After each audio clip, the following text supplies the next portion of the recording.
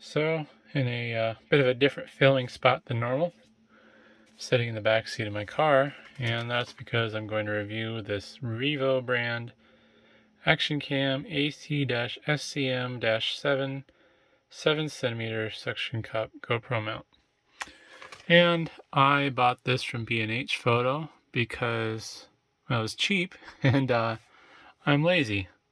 So on my windshield, I have an official branded GoPro suction cup mount that I bought for my Hero 2. And I use that for dash cam recording for driving and stuff. If I want to make a video basically of driving. But I recently bought this one because I thought it'd be nice to have an extra one. And I used this to get a inside perspective. Basically, let's see. Basically, I'd be recording something like that with my GoPro. And I figured at $9 I couldn't go wrong. And whoops. Well, it was staying on pretty good. I wasn't expecting it to come off. It seems to stick on okay. I guess I haven't left a GoPro sitting there to see if it would fall off over time. But this has been sitting there for a week. Apparently it was due for a little resuctioning though. So it was a little unexpected. I guess I got it on video. But yeah, it was on there just fine before I started cranking on my arm. I mean, I'm putting a lot of force on when I'm pulling on the thing, whatever the weight of my arm is with gravity and all that. It seems to be okay.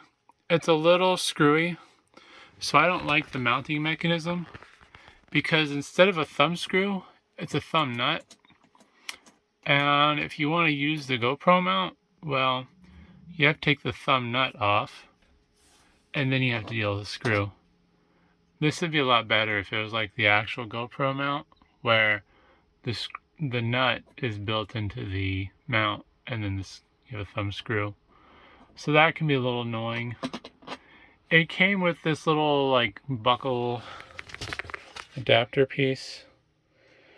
I could probably 3D print something that would fit in this, but I didn't want to deal with it.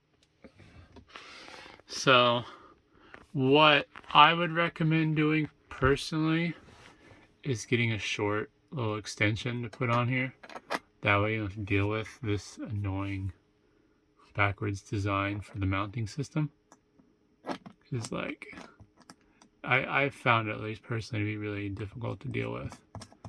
But yeah, I would, especially if you have a 3D printer, I just print whatever the shortest extension you can find is, and then use that.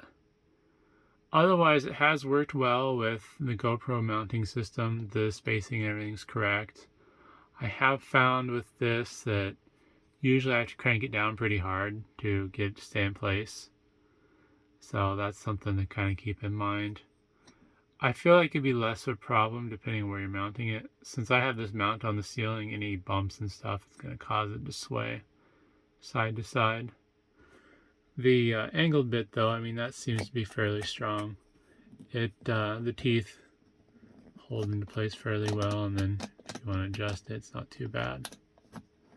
And this is designed okay because you're never going to need to really remove that screw anyways. But I think for $10, I mean, it's an okay value. Probably not something you'd want to leave attached to your window all the time. I unexpectedly pulled that off. I feel like with the genuine GoPro mount, I could probably trust that a little bit more. I mean, that's been on my windshield now probably for a month. I just don't have any reason to take it off. I mean, maybe if I need it for another vehicle. But I used to use that mount for an actual dash cam on my truck. But yeah, I don't know.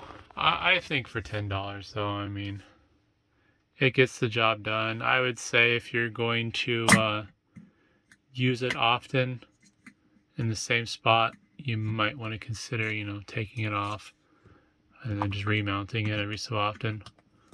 Oops. Or at minimum, maybe just flip it loose, give it a nice push, and then lock it back down. But hopefully that's interesting, and thanks for watching.